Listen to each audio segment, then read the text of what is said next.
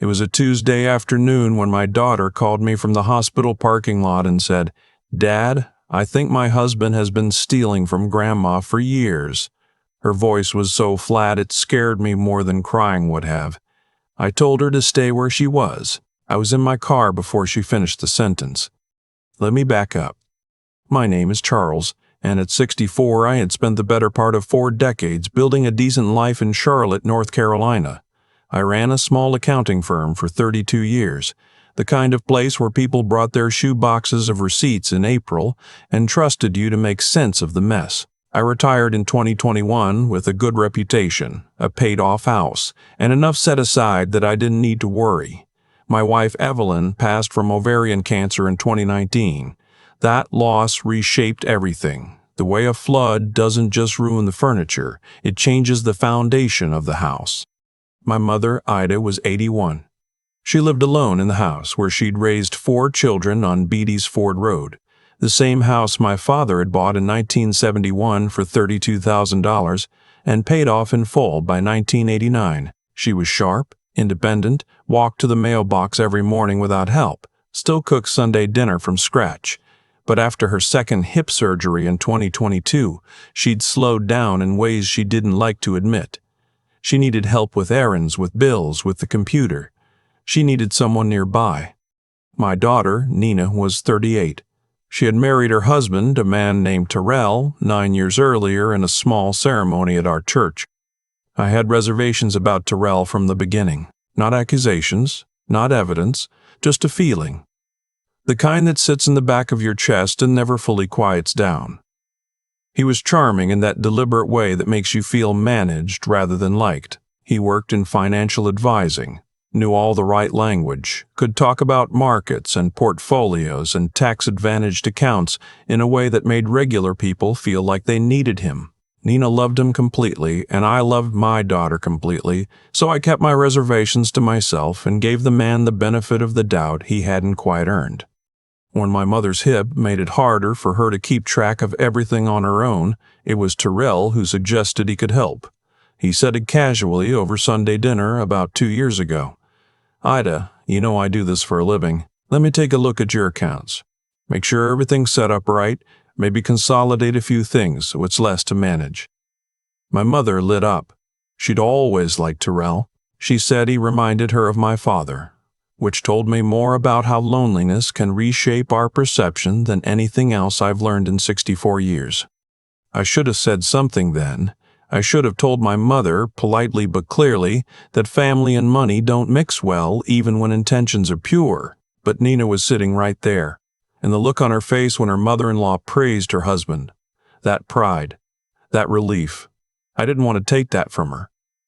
I told myself I was being unfair, that Terrell was a licensed professional, that my mother was a grown woman who could make her own decisions. I was wrong.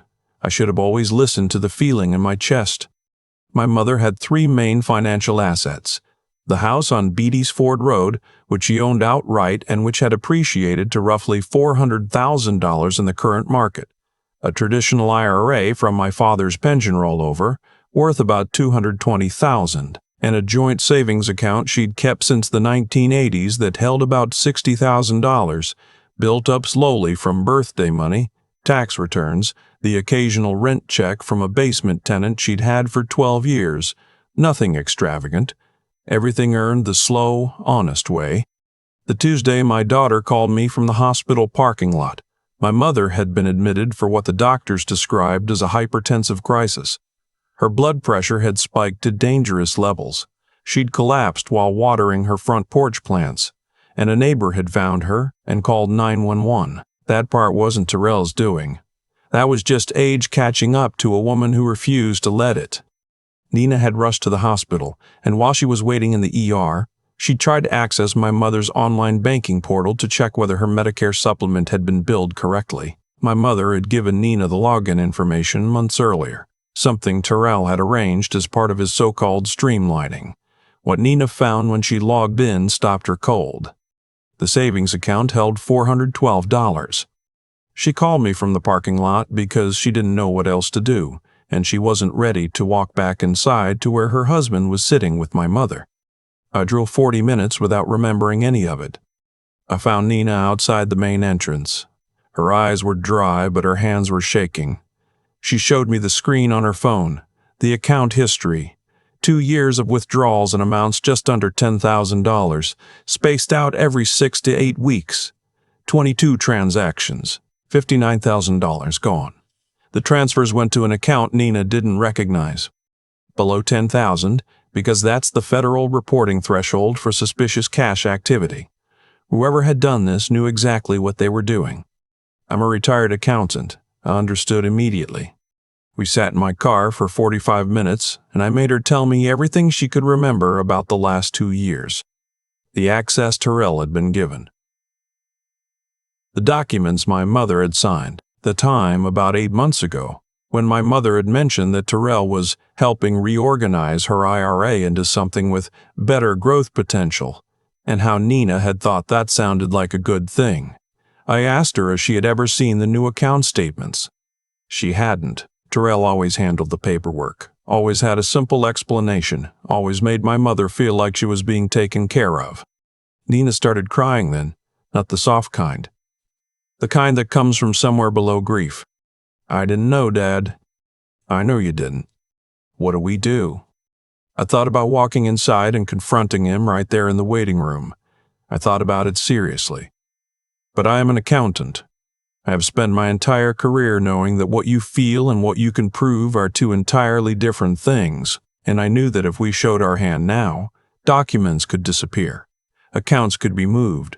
A good attorney could argue that my mother had consented to everything, that the transfers were gifts, that nothing on paper proved intent. We don't do anything yet, I said, not until we know exactly what we're dealing with. We went back inside. I sat beside my mother's bed and held her hand and told her she looked like she'd given everybody a scare. She scolded me for driving fast, which meant she didn't know I'd driven fast. Terrell sat across the room scrolling his phone, the picture of a devoted son-in-law, and I looked at him with my accountant's eyes and thought about numbers and patterns and the particular way a careful person covers their tracks. I stayed calm. It was the hardest thing I have done since I sat beside Evelyn in her final week. That night, after my mother was settled and Nina had gone home with Terrell, I called my younger brother, who was a retired detective, and told him what Nina had found. He didn't say much while I talked. When I finished, he said, "You need a forensic accountant and an elder law attorney before you say a single word to anyone else." I had both contacts by 9 the next morning. The forensic accountant, a woman named Dr. Patricia Osei, who came recommended by a colleague, spent 2 weeks reviewing everything we could legally access. Nina provided the banking portal records. I had my mother's paper statements from the years before Terrell had taken over, stored in a box in her guest bedroom where nothing had been touched. We built a picture side by side, what the accounts had held before and what they held now. The savings account was the easiest to document. $59,000 in structured withdrawals over 22 months, all initiated after Terrell was added as an authorized user. Every transfer under 10 grand, pattern consistent with deliberate structuring to avoid bank reporting requirements. The IRA was worse. Terrell had convinced my mother to roll her IRA into a self-directed account through a firm I had never heard of. She had signed the paperwork, which he had presented to her as routine modernization. The new account had taken the $220,000 balance and invested it in what turned out to be a series of high-commission private placements, obscure real estate funds with locked-in periods, and one investment that, when Dr. Osei tried to verify it, didn't appear to exist in any regulatory database she could find. The current recoverable value of the account was estimated at under $40,000. $180,000 gone. When Dr. Osei showed me the summary document, I had to set it down and look out the window for a while. My mother had cleaned houses when she was in her 20s. My father had driven a delivery truck for 31 years. That money was their entire adult lives, converted into numbers on a page and then into nothing. I called my brother again. He connected me with a detective he trusted in the Charlotte-Mecklenburg Financial Crimes Unit, a straightforward woman who had worked elder financial abuse cases for 11 years. She listened without interrupting. When I finished, she said, "Don't move yet. Give us 2 weeks to look at the firm and the transaction records. If this is what it looks like, we want to build a case that sticks."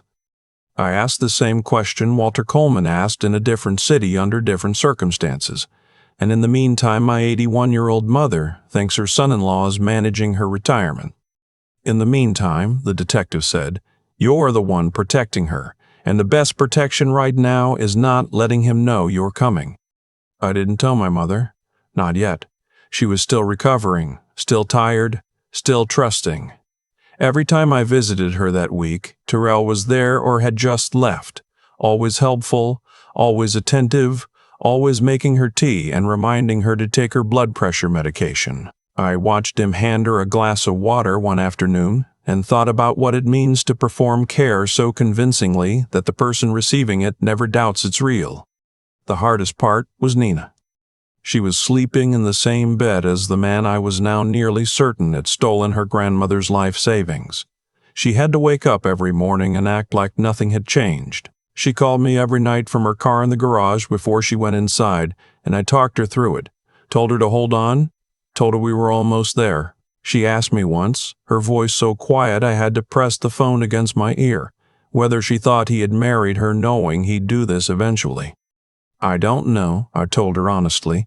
"I don't know if that's better or worse." She was quiet for a long time. "It's worse," she said. 2 weeks later, the detective called me. The investment firm Terrell had used to roll my mother's IRA was under investigation by the SEC for securities fraud. It had been operating as what regulators call an affinity fraud scheme, targeting elderly clients through trusted intermediaries, specifically through financial advisors who had access to their clients' families. Terrell was not the only advisor involved. He was, however, one of the most active. They also traced the savings account withdrawals. The destination account belonged to a Shell LLC registered in Delaware with Terrell listed as the sole member. The LLC had no apparent business activity. Its only recorded transactions were incoming transfers from my mother's account and outgoing transfers to Terrell's personal accounts. "We're ready to move," the detective told me. "I want to do this at your mother's house. We'd like you and your daughter present.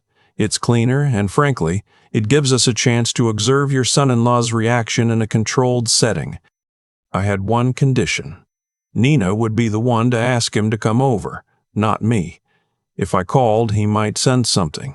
But Nina calling her husband to join her for Sunday dinner at her grandmother's house was nothing out of the ordinary. It was what they did almost every week. Nina made the call from my car, parked 3 blocks from my mother's house. I watched her face while she talked to him. The way she said his name, the way she said, "Grandma's been asking for you." I thought about what it costs a person to say those words when they know what they know. To keep their voice even, to give nothing away. Nina has her mother's steadiness in her. She gets that from Evelyn. My mother had spent the morning cooking, because that is what my mother does when she wants to show the people she loves that she is still here, still capable, still the woman who fed everyone who walked through her door. She made smothered pork chops, butter beans, skillet cornbread. The house smelled exactly like every Sunday of my childhood. I had to stand on the porch for a minute before I went inside. Terrell arrived at 4:15. He hugged my mother. He complimented the cornbread. He sat down at the table and poured sweet tea for everyone, and I watched him the way you watch something you already know the end of, just waiting for the moment it arrives. Halfway through dinner, I heard a car door outside. "I'll get it," I said. The detective stood on my mother's porch with 2 officers from the Financial Crimes Unit and 1 from the DA's office. She nodded once. "Is everyone inside?" "All here." When I walked back into the dining room with 4 law enforcement officers behind me, Terrell looked up, and in that half second before his expression changed, I saw it. Not surprise, calculation. The rapid, behind-the-eyes assessment of someone counting exits. Then his face reset to confusion. "Charles, what's going on?" "Terrell Morrow," the detective said. You are under arrest for elder financial abuse, securities fraud, and wire fraud." Nina set her fork down on the edge of her plate very carefully, the way you set something down when you don't trust your hands. My mother looked at me. I have known that woman's face for 64 years. I have seen her angry. I have seen her devastated. I have seen her grieve my father. What I saw in that moment was something I did not have a name for. It was the expression of someone who had trusted completely and was now understanding in real time that the trust had been a weapon used against them. "Ida," I said, moving to the chair beside her. "I'm sorry. I should have said something sooner." "Hush," she said. Her voice was steady. "You're saying something now." Terrell did not go quietly. He told the officers it was a misunderstanding. He told Nina she knew how these things worked, that accounts move around, that nothing he had done was illegal, that the investments were volatile but legitimate. He used the word fiduciary twice. Nina stood with her arms crossed and did not look at him while he talked, which I think was the only thing she could manage. And I think it was exactly enough. They let him out through my mother's front door, past the porch where she plants her marigolds every April, past the mailbox she walks to every morning, and into the back of a police vehicle. My mother watched from the window. She didn't cry. She pressed one hand flat against the glass and watched until the car turned the corner. Nina sat on the kitchen floor for a while after that, not collapsed, not dramatic, just sitting with her back against the cabinet the way a person sits when they need the ground to feel solid. I sat beside her. We didn't say much. The case moved quickly, partly because Terrell was one of several advisors caught in the SEC investigation, and the federal involvement meant the evidence was already organized and the DA didn't have to build from scratch. His attorney argued that my mother had provided informed consent to every transaction, that the rollover had been her idea, that the investment losses were market-related and not fraudulent. The jury heard 8 days of testimony and took 4 hours to reach a verdict. Terrell was convicted on 6 counts of wire fraud, 2 counts of elder financial abuse under North Carolina law, and 1 count of participating in a securities fraud scheme. The judge sentenced him to 14 years in federal prison. The financial recovery was partial, which is how it usually goes. The SEC's enforcement action resulted in a disgorgement order against the investment firm, and my mother eventually recovered about $68,000 from the settlement fund, roughly a third of what had been in the IRA. The savings account withdrawals, the structured $59,000, the forensic trail was clean enough that the court ordered full restitution. Whether she actually receives it depends on what Terrell is left after the federal judgment, which, from what his attorneys disclosed, isn't much. My mother's house is still hers. That was the thing that mattered most. Nina filed for divorce the week after the conviction. She moved back into my mother's house for a few months, not out of necessity, but, I think, because she needed to be somewhere that had always been safe. She and my mother cooked together, argued about seasoning, watched their programs in the evening. I would come over on Saturday mornings and find them both at the kitchen table with coffee, and there was something in that picture, the two of them, that reminded me of the way people rebuild, not all at once, but room by room. She started seeing a therapist in the fall and told me it was helping. She told me she'd spent a lot of sessions trying to understand how she had lived beside someone for 9 years and not known. Her therapist told her that skilled manipulators don't leave obvious evidence of what they are, that the charm is the mechanism, not the mask. Nina said she understood it intellectually, but that understanding it didn't make the nights easier. "You'll get there," I told her. "I know," she said. "I just haven't gotten there yet." About 8 months after the sentencing, my mother asked me to help her sort through the paperwork Terrell had handled. We spent a Saturday afternoon at her kitchen table going through every document, every account statement, every form with her signature on it. My mother put on her reading glasses and read each page herself, slowly, asking me questions when she didn't understand something. She never once blamed herself out loud, but at one point she stopped and held a transfer authorization form in her hands and was quiet for a long moment. "I asked him once," she said, "whether I should call you before I sign this. He said it was routine, that you just worry unnecessarily." I didn't say anything. I should have called you anyway, she said. Mama, you trusted the person you had every reason to trust. That's not a mistake. That's just being human. She took her glasses off and set them on the table and looked at me the way she used to look at me when I was a boy and had said something she wasn't sure she believed, but wanted to. I'm going to be more careful, she said. I know you are. And I'm going to call you before I sign anything. That's all I'm asking. My mother turned 82 last March. My brother drove up from Colombia. My sister came in from Atlanta with her grandkids. Nina made a coconut cake from scratch that had a slight lean to it but tasted perfect. We sat on my mother's porch in the late afternoon sun, and my mother held court the way she always has, telling stories about people most of us had never met, laughing at her own punchlines before she finished them, scolding the grandchildren for running through her marigolds.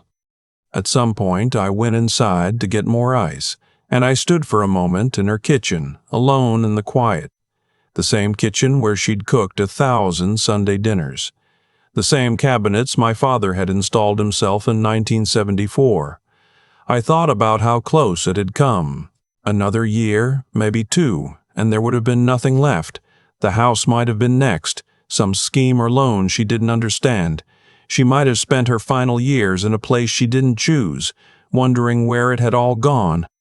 I thought about Nina in the hospital parking lot, boys flat, and shaking, showing me a phone screen with $412 where a lifetime savings used to be.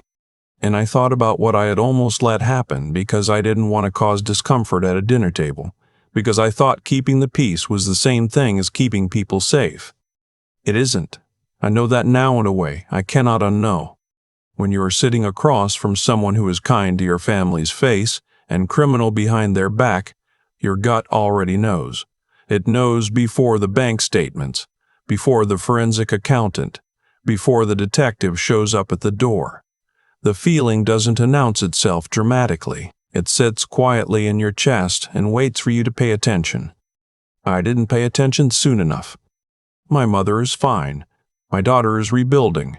The man who used our trust as a tool is serving a federal sentence in a facility outside of Raleigh. And on Sunday mornings, my mother still walks to the mailbox at the end of her driveway, a little slower than she used to, one hand sometimes trailing along the hedge for balance, but she gets there and she gets back. And when I watch her from the front window, I understand that the most important things are not the ones measured in dollars. Now I want to ask you something directly. Has there ever been someone in your life that everyone around you trusted completely, someone you brought inside your family's circle, and something in you knew before the proof did? Did you speak up? Did you stay quiet and regret it? Tell me in the comments. Because the story you share might be the thing that saves someone else's mother. If this meant something to you, please subscribe to Voices of Uncle Marvin and share this with someone you love. And remember what my mother told me when I apologized for not protecting her sooner. She said, "A man who moves when it matters is better than a man who is never late." She's not wrong. She never is. I keep coming back to one moment. Not the arrest, not the verdict, not the $412 on that phone screen. I keep coming back to a Sunday dinner about 3 years ago when Terrell offered to take over my mother's finances, and I felt something tighten in my chest and said nothing. I told myself I was being unfair. I told myself I didn't have evidence. What I had was instinct, and I decided instinct wasn't enough. It cost my mother nearly $250,000. It cost my daughter 9 years. What I've learned, sitting with all of it, is that the outcomes in this story weren't random. They followed a logic, even when I couldn't see it in real time. Terrell was not careless or impulsive. He was methodical. He built trust deliberately, positioned himself as the most helpful person in the room, and then used that position to take everything he could reach. That kind of harm doesn't happen in a moment. It compounds slowly, the way interest does, until the balance is unrecognizable. And the reason it went on as long as it did was not because it was clever. It was because the people who loved my mother, including me, valued harmony over honesty. I think about what it actually means to do right by the people you love. Not the feeling of it, not the intention, but the practice. My mother trusted Terrell because she is a person of genuine warmth, and she extended that warmth without conditions. That is not a flaw, but I was the one with the training, the experience, the gut feeling that something was off. And I chose silence because speaking up felt unkind. That was not wisdom. That was its own kind of cowardice dressed up as manners. Real care sometimes means saying the uncomfortable thing to the person who doesn't want to hear it, at the dinner table in front of everyone, before the damage is done. Nina is the one who moves me most when I think about this. She found that bank account, understood what it meant, and still walked back into that hospital room and sat beside her husband and her grandmother without showing a single card. For 2 weeks, she held that weight and kept her voice even and did what had to be done. That is not nothing. That is the kind of steadiness that doesn't come from a good day or a good mood. It comes from deciding that the people you love are worth the cost of holding yourself together when everything in you wants to fall apart. My mother is 82 now, and she still walks to her mailbox every morning. She lost most of what she and my father spent a lifetime building, and she does not talk about it with bitterness. She talks about being more careful. She talks about calling me before she signs anything. She rebuilt from the position she was left in, not the one she deserved to be in, and she did it without making it the defining story of who she is. That is the thing I want to carry forward. Not the anger, though the anger was justified. Not even the justice, though the justice mattered. What I want to carry is what my mother and my daughter showed me about what it looks like to face something real and not be flattened by it, to do the right thing even when it's expensive, to think clearly when the stakes are highest, and to keep going the morning after the worst of it is over, put on the coffee, water the marigolds, and refuse to let what someone else chose to do become the ceiling on your own life.